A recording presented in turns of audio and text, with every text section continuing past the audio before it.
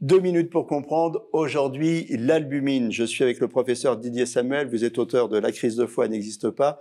L'albumine, qu'est-ce que c'est?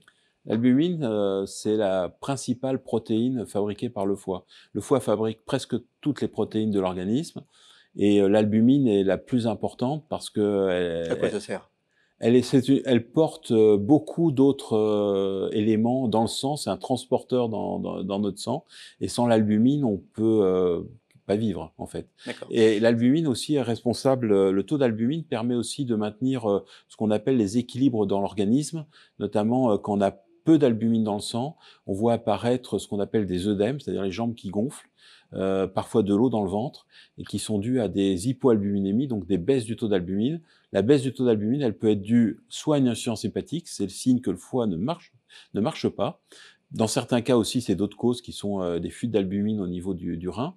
Mais le maintien d'un taux d'albumine correct et normal est essentiel à la bonne marche de notre Donc c'est organisme. pour ça que quand on fait des analyses, on demande souvent le taux d'albumine Tout à parce que fait. c'est un indicateur finalement de la bonne santé du foie, c'est ça? C'est un indicateur Et de la bonne santé en général ou pas? Oui, parce que l'albumine est associée aussi à notre état nutritionnel. Et donc, quand on voit l'albumine baisser, ça peut être dû au foie qui fonctionne pas, à un mauvais état nutritionnel, à une fuite d'albumine. Et le taux d'albumine nécessite d'être maintenu à au moins au-dessus de 35 grammes par litre, qui est absolument nécessaire pour bien maintenir les équilibres de notre organisme. Qu'est-ce qu'on fait quand ça baisse? Ben, il faut trouver pourquoi ça baisse. Si c'est dû à une cirrhose, par exemple, il faut s'occuper de pourquoi le foie ne marche pas et essayer de corriger ça parce qu'en effet, ça peut être le début des complications de la cirrhose.